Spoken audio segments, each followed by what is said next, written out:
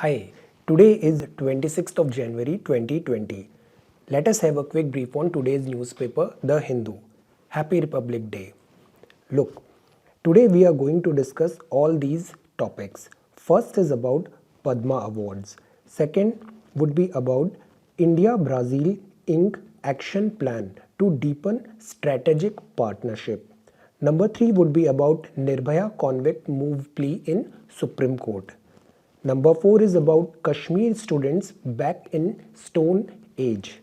Fifth would be about combat coronavirus threat. Sixth is about fortified midday meal. Then eighth is about coral reef Gulf of Kutch. Then ninth would be about President Kovind Ahimsa. President Kovind in his speech talked about Ahimsa. Then 10th would be about Padma Bhushan and Padma Shri awards. 11th would be about Koregaon Bhima case. Then we'll read about Brazil, vital ally in economic growth. 13th is, are regulations a boon or bane for technology? Then 14th is facial recognition. Then 15th is about US presidential elections. 16th is about hacking of phones. Then 17th is about prostate cancer. 18th is about STME, STEM program. 19th is kangaroo mother care for infants. And 20th is Nilgiri pesticides. And 21 is about Japan paternity leave. 22nd is about Vladimir Putin. And 24th is about Padma Awards in sports category. So we are going to discuss all these topics in next 20 to 25 minutes. Let us start. The first is about Padma Vibhushan. See, on the evening of Republic Day के पहले एक जो evening होती है उसमें पद्म awards announce करते हैं. ये जो पद्म अवार्ड्स हैं ये 1945 से स्टार्ट हुए थे. इंडिया में जो सिविलियंस होते हैं, मिलिट्री अवार्ड्स आर डिफरेंट. जो सिविलियन अवार्ड्स होते हैं ना, उनमें भारत रत्न हाईएस्ट अवार्ड है. ये एक साल में 3 से ज़्यादा लोगों को नहीं मिल सकता है. भारत रत्न के बाद जो दूसरे सेट ऑफ अवार्ड्स होते हैं वो होते हैं पद्म अवार्ड्स. ये 1954 से ये भी स्टार्ट हो गए थे. केवल 78 टू 79, देन 93 टू 97 में इस पीरियड में ये पद्म अवार्ड्स नहीं दिए गए. बाकी हमेशा पद्म अवार्ड्स कॉन्टिन्यूसली हर साल गवर्नमेंट देती है. नाउ इनकी 3 कैटेगरी होती है. सबसे जो टॉप कैटेगरी होती है वो होती है पद्म विभूषण. ये मिलता है एक्सेप्शनल एंड डिस्टिंग्विश्ड सर्विसेज के लिए. सेकेंड कैटेगरी इज पद्म भूषण. ये विभूषण है, ये पद्म भूषण है.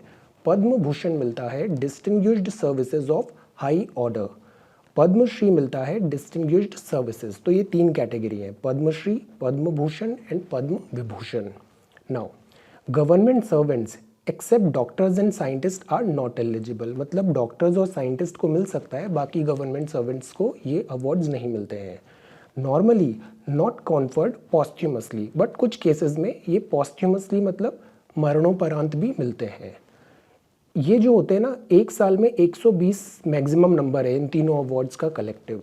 President will give award March and April. तो अनाउंसमेंट होता है 26 जनवरी से एक दिन पहले शाम को, और मार्च अप्रैल में subsequently in the coming months ये अवार्ड्स दिए जाते हैं by the president of India. अब ये जो अवार्ड्स हैं ना, इसको आप टाइटल की तरह यूज़ नहीं कर सकते.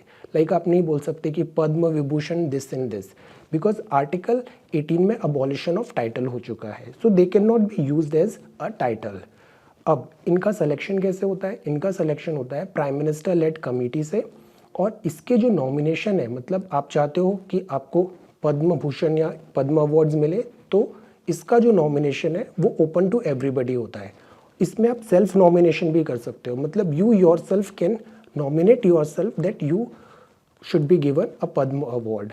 सो this is about Padma award. अब इस साल जो पद्म विभूषण मिला है वो 7 पीपल को मिला है. 7 eminent persons were selected. 4 of them were posthumously for the top honour. ये कौन है?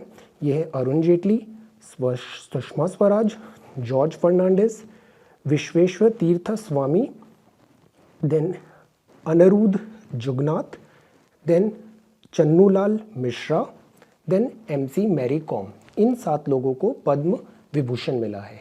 इसके अलावा काफ़ी लोगों को भूषण, पद्म भूषण एंड पद्मश्री अवार्ड मिला है। Do have a look at this list. काफ़ी एक्साइटेड और बहुत सारे अच्छे जो काम किए हैं लोगों ने, उनका नाम आप इस लिस्ट में फाइंड आउट कर सकते हो। Do have a read of this Shri awards, Padmashri and Padma Bhushan awards list. All right, so this is second news item. India and Brazil ink action plan to deepen strategic partnership. देखो 15 MOU sign हुए हैं। MOU क्या होते हैं? Memorandum of understanding. ये ना investment, cooperation, facilitation, bio energy, इन सब कैटेगरी में इंडिया और ब्राज़ील ने 15 MOU साइन करने हैं। अब ये जो MOU होता है ना, ये एक आउटलाइन होता है फॉर्मल डॉक्यूमेंट का। ये लीगल बाइंडिंग नहीं होता, ये एक जस्ट रफ आउटलाइन हो गई कि we are going to sign understanding on these things. ये एक रफ ड्राफ्ट आप बोल सकते हो। ये लीगल बाइंडिंग नहीं है, बट विलिंगनेस इसमें होती है। तो ये है Jair Bolsonaro. He is Jair Bolsonaro. ये अभी 71st रिपब्लिक डे में इंडिया में चीफ गेस्ट थे। He is the president of Brazil. Now look at this item. Nirbhaya convict moves plea in Supreme Court. See 2012 में निर्भया केस हुआ था। इसमें जो कॉन्विक्ट्स थे उनको मिला कैपिटल पनिशमेंट। इस कैपिटल पनिशमेंट के अगेंस्ट इन्होंने पहले फाइल किया review petition, then curative petition. ये दोनों रिजेक्ट हुई सुप्रीम कोर्ट से। देन इन्होंने फाइल किया प्रेसिडेंट मर्सी, जो प्रेसिडेंट ऑफ इंडिया आर्टिकल 72 में ग्रांट कर सकता है। बट प्रेसिडेंट ने भी इन्हें नो बोल दिया under the decision send by ministry of home affairs. अब इन्होंने इस प्रेसिडेंट मर्सी के अगेंस्ट भी रिव्यू पिटिशन फाइल कर दिया है अंडर आर्टिकल 32। तो मिनिस्ट्री ऑफ होम अफेयर्स ने ये ऑब्जर्वेशन लिया है कि ये जो प्रोविजंस है ना, रिव्यू, क्यूरेटिव, प्रेसिडेंट मर्सी, ये एक जेन्युइन केसेस के लिए होते हैं। बट इस टाइप के जो कॉन्विक्ट्स होते हैं ना, वो इन लीगल लूप होल्स में खेलते हैं और अननेसेसरी डिले करते हैं उनके सेंटेंस को। सो मिनिस्ट्री ऑफ होम अफेयर्स बोलती है कि इन लीगल लूप होल्स को फिल करना ज़रूरी है। एक 7 डेज का टाइम दो और एक नई गाइडलाइन इशू करो जिसके अकॉर्डिंग हम कैपिटल पनिशमेंट इनको दे सके। Because it is too long a process. 2012, 2013 में डेथ कैपिटल पनिशमेंट हो गया, अब 2020 हो रहा है, बट स्टिल अभी तक इनका एग्जीक्यूशन नहीं हो पाया है। So we need a new guidelines on such type of matters. Now this is Kashmir students back in stone age. देखो कश्मीर में इंटरनेट को गवर्नमेंट ने बंद कर दिया था। अभी भी वहाँ पे जो मोबाइल फ़ोन्स है उसमें मोबाइल इंटरनेट नहीं चल रहा है, केवल 2G फ़ोन्स चल रहे हैं, 2G इंटरनेट चल रहा है, 3G and 4G is not working. Now internet के लिए सुप्रीम कोर्ट ने एक ऑब्जर्वेशन लिया था कि internet access is fundamental to life. Internet बहुत इंपॉर्टेंट है, आपका काम, आपका वर्क, आपका स्टडी, आपका commute, everything is linked to this internet. और अगर इंटरनेट नहीं होता है ना, तो इमेजिन लाइफ कितनी डिफ़िकल्ट हो जाती है। और इतनी डिफ़िकल्ट हो गई है लाइफ हमारे कश्मीरी लोगों के लिए। सो गवर्नमेंट को सुप्रीम कोर्ट ने एक ऑब्जर्वेशन लेके कहा है कि work on this. Internet is essential, internet is fundamental to life. इसकी कॉस्ट स्टूडेंट्स पे कर रहे हैं, वर्कर्स पे कर रहे हैं, एंटरप्रेन्योर पे कर रहे हैं, सोसाइटी पे कर रही है। Everybody is suffering because of this internet connectivity. तो हम वापस स्टोन एज में सेंड हो गए। सो दिस इज़ हाई टाइम। अच्छा, गवर्नमेंट ये बोलती है कि इंटरनेट का मिसयूज़ भी बहुत होता है और इसलिए ये एक ज़रूरी हो गया था इंटरनेट को बंद करना, मोबाइल टेलीफोनी बंद करना, mobile internet, to prevent any untoward incident. Now this is about corona virus threat. Wuhan में कोरोना वायरस थ्रेट बहुत सीवियर हो गया है। ये जो कोरोना वायरस है, ये ग्रुप ऑफ पैथोजेंस हैं, जैसे कि सार्स और मर्स थे, सीवियर एक्यूट रेस्पिरेटरी सिंड्रोम और मिडिल ईस्ट रेस्पिरेटरी सिंड्रोम। ये जो न्यू कोरोना वायरस है, ये 80% जेनेटिकली सिमिलर है टू सार्स।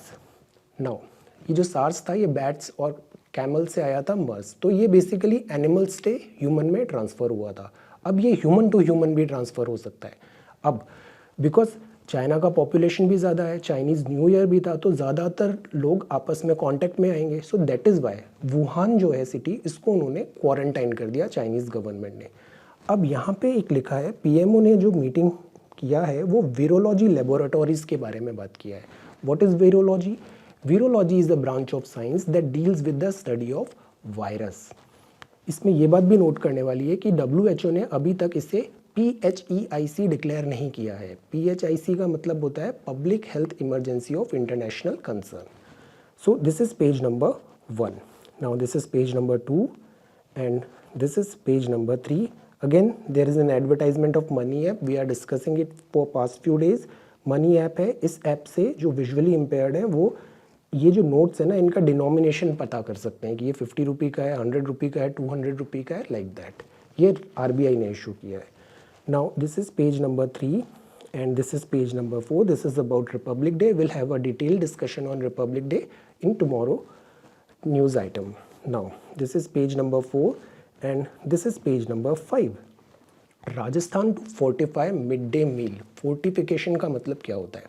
देखो, वर्ल्ड हेल्थ ऑर्गेनाइजेशन है, इसने बताया है कि जो पुअर न्यूट्रिशन होता है, माल न्यूट्रिशन क्या होता है? ये पुअर न्यूट्रिशन होता है, इसमें डेफिशिएंसी होती है, एक्सेसिव इम्बैलेंस होता है, या एनर्जी न्यूट्रिएंट्स कम होते हैं या बहुत ज़्यादा होते हैं। मतलब जो मिसमैच हो रहा है ना, overdose is also bad, underdose is also bad. इन दोनों ही केसेस में हम इसे बोलते हैं माल न्यूट्रिशन। अब इसमें कार्बोहाइड्रेट्स, प्रोटीन्स, विटामिन्स, इन सब की डेफिशिएंसी हो जाती है। और ये माल न्यूट्रिशन सबसे ज़्यादा जो मिलता है वो मिलता है छोटे बच्चों में। छोटे बच्चों में ये बहुत कॉमन है माल न्यूट्रिशन। इससे ये कुछ टर्म्स जनरेट होते हैं। चाइल्ड स्टंटिंग, स्टंटिंग मतलब एज के अकॉर्डिंग अगर बच्चे की हाइट नहीं है, कम हो रही है हाइट एज के अकॉर्डिंग, तो उससे हम बोलते हैं चाइल्ड स्टंटिंग। चाइल्ड वेस्टिंग मतलब एज के अकॉर्डिंग बच्चे का वजन कम है, weight is less, then this is called child wasting.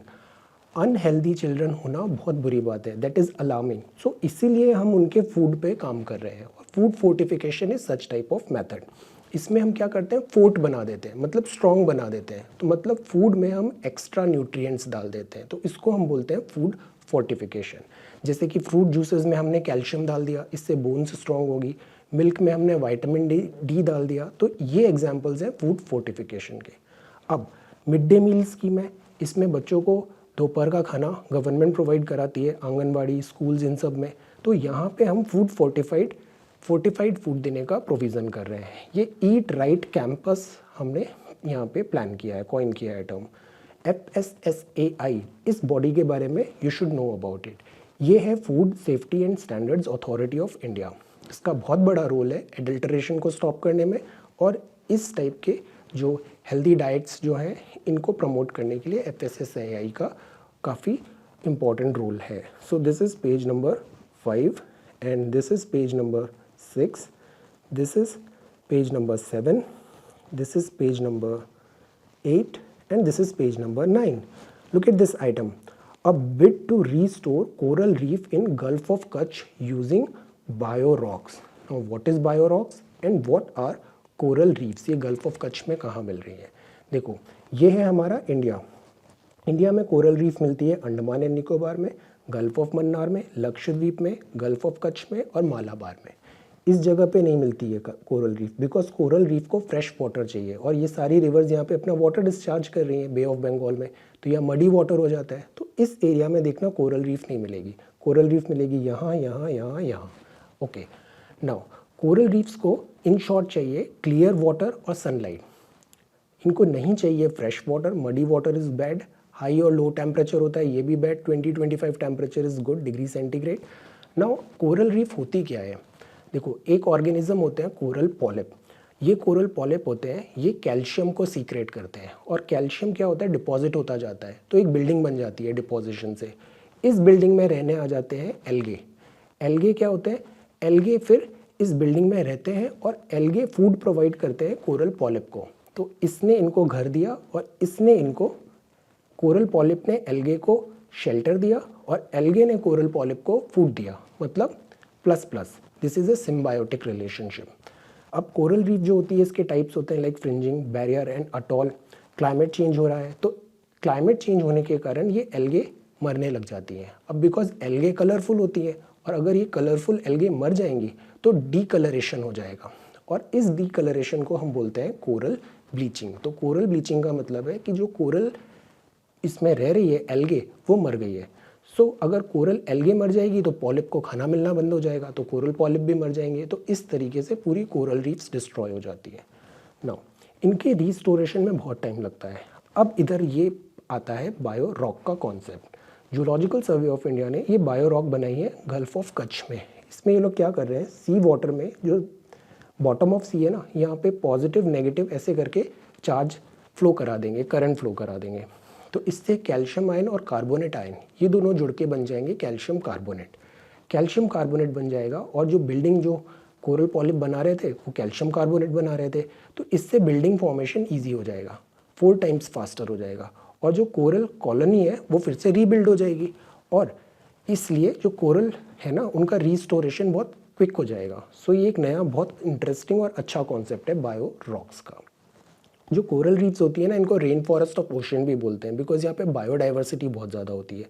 Great barrier reef Australia में है, ये अंडर थ्रेट है बिकॉज ये जो कोरल रीफ्स है ना they are indicator, climate change हो रहा है तो सबसे पहला इम्पैक्ट आता है इन कोरल रीफ्स पे। सो this is about coral reef. This is page number 9 and this is page number 10। President Kovind ने अहिंसा की बात किया है। रिपब्लिक डे में जो स्पीच आता है वो होता है प्रेसिडेंट का। इंडिपेंडेंस डे में जो स्पीच होता है वो प्राइम मिनिस्टर देते हैं रेड फोर्ट से। तो अभी 71st रिपब्लिक डे हुआ। कोविंद साहब ने बोला कि no place of violence in society, violence की कोई जगह नहीं है सोसाइटी में। कॉन्स्टिट्यूशनल आइडियल्स हमें फॉलो करने चाहिए। गांधी जी, अंबेडकर साहब, इन सब की बातों को हमें लेटर एंड स्पिरिट में फॉलो करना ज़रूरी है। हमें फंडामेंटल राइट्स मिले हैं बट उसके साथ हमें फंडामेंटल ड्यूटीज़ भी हैं। They are both correlative to each other. Accountability and responsibility of your actions, आप क्या कर रहे हो, आप क्या बोल रहे हो, इन सब चीज़ों की अकाउंटेबिलिटी और रिस्पॉन्सिबिलिटी लेना बहुत ज़रूरी है। Now this is a picture of Padma Bhushan. ये सारे पद्म भूषण हैं। सबसे ऊपर Padma Vibhushan, then Padma Bhushan, then Padma Shri. So these all are Padma Bhushan. Have a look of this list. ये काफ़ी अच्छे और इंटरेस्टिंग नाम मिले हैं, वाइड रेंज ऑफ स्पेक्ट्रम से इनको लिया गया है। Have a look of this list. Now, 11th is about Koregaon Bhima case. This is Koregaon Bhima case. ये कहाँ पे हुआ था? देखो, भीमा रिवर है महाराष्ट्र में, ये ट्रिब्यूटरी है कृष्णा की। 1 जनवरी 1818 को, 1818 में 1 जनवरी को थर्ड एंग्लो मराठा वॉर के बीच में ईस्ट इंडिया कंपनी और जो पेशवा फैक्शन था मराठा कॉन्फेडरेसी की, इनकी लड़ाई हुई थी। अब जो ईस्ट इंडिया कंपनी थे यहाँ पे लड़ाई की, अब इनके साथ थे ब्रिटिशर्स, इंडियन सोल्जर्स भी होते थे उसमें, और एक महार कम्युनिटी थी, ये दलित कम्युनिटी थी। बाबा अंबेडकर साहब भी महार कम्युनिटी से आते हैं। अब इनकी जो लड़ाई हुई थी ईस्ट इंडिया कंपनी में, जिसमें इन्होंने पार्टिसिपेट किया था, इन्होंने लड़ाई किया मराठा कॉन्फेडरेसी से और पेशवा फैक्टर से। मराठा कॉन्फेडरेसी में सिंधिया थे ग्वालियर, होलकर थे इंदौर, गायकवाड़ थे बड़ौदा, भोसले हैं नागपुर के, और जो पेशवा हैं ये पुणे के, and they were Brahminical.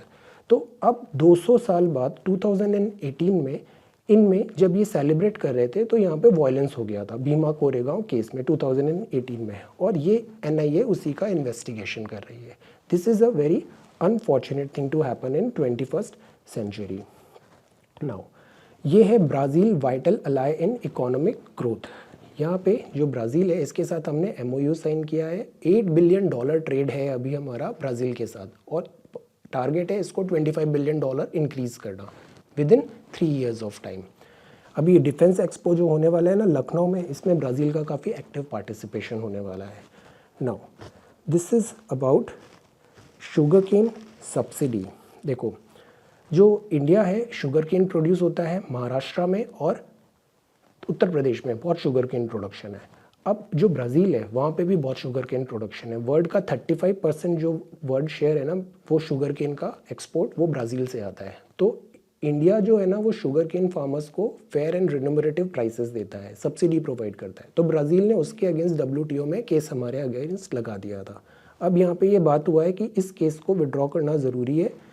Brazil agrees to talk on cane subsidies. Subsidy usually माना जाता है कि ये वर्ल्ड ट्रेड ऑर्गेनाइजेशन बोलती है ये ट्रेड को डिस्टॉर्ट करती है। सब्सिडी मतलब हम अपने यहाँ के फार्मर्स को, सेलर्स को अपनी गवर्नमेंट कुछ सब्सिडी प्रोवाइड कर रही है, मतलब हेल्प दे रही है, फाइनेंशियल हेल्प दे रही है। तो इसके अगेंस्ट कई बार WTO में केसेस हो जाते हैं। सब्सिडी के एग्जांपल्स होते हैं लाइक अंबर बॉक्स होता है, ग्रीन बॉक्स होता है, ब्लू बॉक्स होता है। We have read about this yesterday newspaper, have a look of that. Now this is page number 11 and this is page number 12 and this is page number 13. Are regulation a boon or bane? Now this is 13।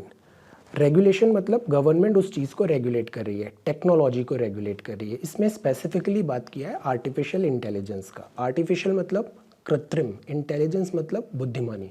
तो जैसे जब machines हैं वो अगर humans की तरह सोचने लग जाए तो उसे हम बोलते हैं आर्टिफिशियल इंटेलिजेंस। जैसे मैट्रिक्स मूवी में देखा था ना, it is something like that. अब मैट्रिक्स मूवी में मशीन तो बहुत इविल हो गई थी, अगर ऐसा रियल में हो जाए तो इसलिए गवर्नमेंट रेगुलेशंस की बात करती है आर्टिफिशियल इंटेलिजेंस में। अब एआई के बहुत बेनिफिट्स हैं, डे टू डे एप्लीकेशन है, automation, medicine, research, exploration, endless use cases है। Artificial intelligence is good. The thing is to regulate और the thing is to that humans remain the master, machine हमारी master नहीं बन जाए। अब यहाँ पे जो नेस्कॉम का मीटिंग था, इसमें जो टेक इन 2020s में नेस्कॉम के senior vice president Sangeeta Gupta ने कहा है कि अभी ये जो है ना, ये बहुत नेसेंट स्टेज में है, शुरुआती दौर में है। अगर अभी हमने इस पर ब्रेक और रेगुलेशन लगा दिए ना तो ये टेक्नोलॉजी की इवॉल्व नहीं हो पाएगी। So this we can wait for some time, let this technology mature, then will talk about कि क्या इसके हमें रेगुलेशंस रिक्वायर्ड है। Now this is page number 13, this is page number 14। ये FAQ सेक्शन हिंदू का बहुत अच्छा आता है। संडे का न्यूज़पेपर बहुत एनरिच्ड होता है, इसमें काफ़ी अच्छा कंटेंट आता है संडे के पेपर में। Now let's face it, this is about facial recognition. Facial recognition मतलब कैमरा है, वो आपके फेस के कंटूर्स को देखेगा, फीचर्स को देखेगा, पिक्चर को देखेगा, एनालाइज करेगा और आपको आइडेंटिफाई कर लेगा। जैसे आप फ़ोन अनलॉक करते हो ना फेस ID से, that is facial recognition. Facial recognition offices में यूज़ होता है, आइरिस स्कैन, अटेंडेंस, बहुत सारे वाइड यूज़ केसेस हैं। आधार में जो बायोमेट्रिक्स लिया है आइरिस स्कैन, उसमें फेशियल स्कैन भी होता है। तो फेशियल स्कैन में डेटा जो गवर्नमेंट ले रही है, अगर गवर्नमेंट इस डेटा से आपको सर्वेलांस करने लग जाए तो वो बहुत गलत होगा, एक नाइटमेयर होगा। नाउ इससे प्राइवेसी का क्या होगा कि हर जगह कैमरे लगे हुए हैं और गवर्नमेंट आपको नोट कर रही है कि where are you going, what are you doing. So this would become a privacy nightmare. European Commission ने इसीलिए बोला है कि जो टेम्पररी बैन लगाओ फेस ID का यूज़ करना इन पब्लिक प्लेसेस। अब इसमें दो बड़ी टेक्नोलॉजी कंपनीज हैं, अल्फ़ाबेट, गूगल का हेड है अल्फ़ाबेट, और माइक्रोसॉफ्ट। इन दोनों ने बोला है, सुंदर पिचाई जी बोलते हैं कि that is good, Brad Smith of Microsoft बोलते हैं कि this type of ban is not good. Now too much regulation is wrong, what we need is, हमें एक फ्रेमवर्क की ज़रूरत है, हमें एक गाइडलाइंस की ज़रूरत है जो इनको एक सही डायरेक्शन दे सके। टेक्नोलॉजी को स्टॉप नहीं करना है, हमें टेक्नोलॉजी को सही डायरेक्शन देनी है, क्योंकि ये डबल एज सॉर्ड है, इससे बेनिफिट भी होते हैं, इससे लॉसेस भी होते हैं। We need to have a transparent framework and guidelines. This is an excellent article, points बहुत अच्छे हैं, you can write down in any essay. These are some excellent points which are written over here. Now this is about US president elections, running for president the democratic way. अभी Donald Trump है, ये US के president है, 45th number. USA oldest democracy है, यहाँ की दो main party हैं, एक है डेमोक्रेट और जो दूसरी है वो है रिपब्लिकन। और भी पार्टीज़ हैं but they are too small. ना जो डेमोक्रेट्स हैं, डेमोक्रेट्स अभी नॉमिनी सेलेक्ट कर रहे हैं, मतलब डेमोक्रेट से कौन होगा उनका प्रेसिडेंशियल कैंडिडेट। इसमें जो बिडेन, बर्नी सैंडर्स, ये सब लीडिंग नेम है। अब जो डेमोक्रेटिक पार्टी मेंबर्स हैं ना, ये आपस में मिलके वोट करेंगे, ये प्राइमरीज होगा। 50 स्टेट्स है ना जो यूएसए में, वहाँ पे ये प्राइमरीज कंडक्ट किए जाएंगे। यूएस हेल्ड टेरिटोरीज में भी ये प्राइमरीज कंडक्ट होंगे। ये जो प्राइमरीज होंगे इलेक्शंस, ये बनाएंगे डेलीगेट्स को, डेलीगेट्स फिर वोट करके बनाएंगे प्रेसिडेंशियल नॉमिनी को। ये डेलीगेट्स के साथ साथ एक और बनेंगे, उन्हें बोलेंगे हम सुपर डेलीगेट्स, और ये सुपर डेलीगेट्स इस प्रेसिडेंशियल नॉमिनी को पब्लिसिटी देंगे। मोस्ट प्रोबेबली अभी ये जो बिडेन है ये लीड कर रहे हैं यहाँ पे प्रेसिडेंशियल नॉमिनी ऑफ डेमोक्रेट्स से। अब फिर जो रिपब्लिकन पार्टी का जो आएगा नॉमिनेशन, उन दोनों का और इनका आपस में फिर फाइट होगा और फिर उससे फिर फाइनल प्रेसिडेंट डिसाइड होगा। सो this is about phone hack. Jeff Bezos Amazon के हैं, सऊदी प्रिंस ने इनको व्हाट्सएप मैसेज भेजा और इनका फ़ोन हैक हो गया। अभी पेगासस केस भी आया था, ये इजराइल की कंपनी है, इसने हैक किया था व्हाट्सएप ऑफ प्रोमिनेंट पीपल। अब इसमें हम क्या कर सकते हैं, do not open untrusted forwards. .exe files को कभी ओपन नहीं करना चाहिए, ये अनसिक्योर होती है। ऐप्स हमेशा प्ले स्टोर या iOS से इंस्टॉल करना चाहिए। OTP कभी भी शेयर मत करो। आपने जो एप्लीकेशंस हैं उनको बहुत सारी परमिशंस दे रखी है, you need to stop that, you need to have a look of that. जो OS होता है ना, ये एप्लीकेशंस को रिस्ट्रिक्ट करता है टू एक्सेस रूट फाइल्स, इसको हम सैंडबॉक्सिंग बोलते हैं। सम एप्स कैन ओवरराइट, जैसे कि मैसेज आया, रिसीवर के पास गया, ये होता है एनक्रिप्टेड, बट रिसीवर में अगर कोई मेलवेयर है तो वो इस मैसेज को रीड कर लेगा और वो हो जाएगा आपका hacking. So that is why users को अलर्ट रहना बहुत ज़रूरी है। कुछ भी एबनॉर्मेलिटी हो रही है ना, इमीडिएटली चेक योर फोन और एक्सप्लॉइट को स्टॉप करो। Now this is about prostate cancer. Cancer क्या होता है, हमारी जो बॉडीज़ है ना, ये सेल से बनी है, ये ग्रो करते हैं और डाई करते हैं। अनकंट्रोल्ड ग्रोथ होती है तो उससे हम बोलते हैं कैंसर। प्रोस्टेट कैंसर का जो अभी ट्रीटमेंट हो रहा था वो काउंटर प्रोडक्टिव हो गया। इमीडिएट टेम्पररी रिलीफ तो मिल रहा है, बट लॉन्ग टर्म में जो कैंसर के सेल्स हैं ना वो इम्यून हो जाते हैं और ड्रग रेजिस्टेंट हो जाते हैं, और जो कैंसर होता है वो रीअपियर हो जाता है। So this is an article on that research and development. Why are more men than women in the field of STEM. STEM का मतलब होता है science, technology, engineering and medicines. इसमें विमेन का पार्टिसिपेशन लेस है। ऑथर ने बात किया है women need to act confidently. आप अपनी स्किल्स को सेल करो, प्रमोट करो, एडवर्टाइज करो टैलेंट को, निगोशिएट करो, और जो स्टीरियोटाइप्स है ना सोसाइटी के, उनको तोड़ना बहुत ज़रूरी है। This is about kangaroo mother care improves infant survival. Infant मतलब क्या होता है, देखो जो बच्चे होते हैं ना, इन्फेंट लेस देन जो इन्फेंट मोर्टेलिटी रेट है वो इंडिया में 1 ईयर ऑफ एज से कम जो बच्चे होते हैं उनको इन्फेंट बोलते हैं। इंडिया में जो IMR है ना वो 32 आउट ऑफ 1000 है, जो अच्छी है, पर it can be further improved. Number of death per 1000 life birth under 1 year of age is called infant IMR। Now neonatal जो होता है वो फर्स्ट 28 डेज होता है, और जो मटर्नल डेथ रेट होती है वो होती है मदर की डेथ पर 1 लाख में कैलकुलेट करते हैं, 1 लाख में। नियोनटाल पर 1000 में होता है और IMR भी पर 1000 में होता है। अब जो कैंगरू होता है ना, कैंगरू एनिमल ऑस्ट्रेलिया में मिलता है, इसका एक पाउच होता है, तो जो ऑफस्प्रिंग जॉय होता है बेबी, वो कुछ टाइम तक इस पाउच में अपनी मदर के साथ रहता है। और अगर ये ह्यूमन बेबी भी ऐसे ही अगर मदर के साथ रहे ड्यूरिंग द इन्फेंट टाइम, तो IMR को हम और फर्दर रिड्यूस कर सकते हैं। मदर के साथ जब स्किन टू स्किन कॉन्टैक्ट होता है बेबी का, तो that is very good for health of baby. This is what they have talked here. Neonatal death को डिक्लाइन इससे पॉसिबल है। Now this is Nilgiris pesticides. Nilgiri का है, ये जंक्शन है, ईस्टर्न और वेस्टर्न घाट यहाँ पे ऐसे मिलते हैं। पेस्टिसाइड का यूज़ करते हैं अपन पेस्ट, कीड़ों मकोड़ों को मारने के लिए हम पेस्टिसाइड का यूज़ करते हैं। ये पेस्टिसाइड बायोअक्यूमुलेट हो जाता है प्लांट्स में, जैसे पोटैटो, कैरेट्स, वेजिटेबल्स है ना, यहाँ पे ये पेस्टिसाइड्स अभी यहाँ पे बहुत बड़ी क्वांटिटी में मिला है इन वेजिटेबल्स में, फिर ये पास ऑन होगा ह्यूमंस में और फिर हमारी हेल्थ रिस्क हो जाएगा। सो दिस इज़ इम्पॉर्टेंट कि we control, monitor, reduce the usage of pesticide. We need to go towards organic farming, zero budget farming. Now, this is about stress causes gray hairs. ये माइस में experiment हुआ है कि stress से बाल सफ़ेद हो जाते हैं। डार्क मैटर्स है, ये यूनिवर्स इसने फॉर्म किया है। अभी एक स्टडी कर रही है कि ये जो डार्क मैटर है ये कोल्ड है या हॉट है। This is about platypus. ये जो प्लेटिपस है ना, ये मिलता है ऑस्ट्रेलिया में, ये एंडेमिक मैमल है। This is under threat. So this is Science and Technology, page 15.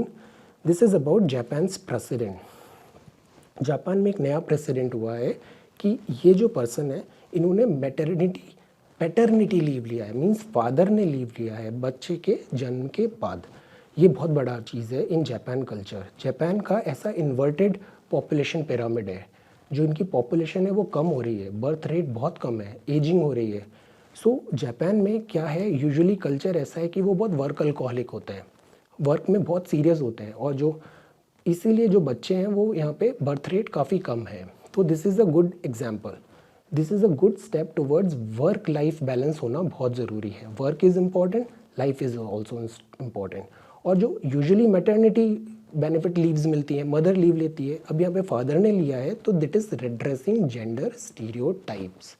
2017 में इंडिया में मटर्निटी अमेंडमेंट बिल आया।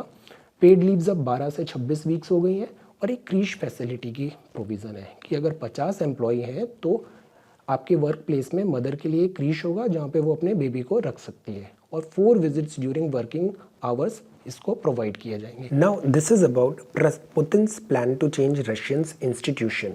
व्लादिमीर पुतिन 2 बार 2000 to 2008, then 2012 to 2018, then 2018 to 2024. अभी इनका 4th टर्म चल रहा है as a president in Russia.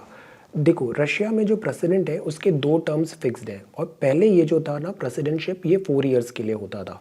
तो 2000 टू 2008 2 बार 4+4 2 टर्म्स के लिए व्लादिमीर पुतिन रशिया के प्रेसिडेंट रहे।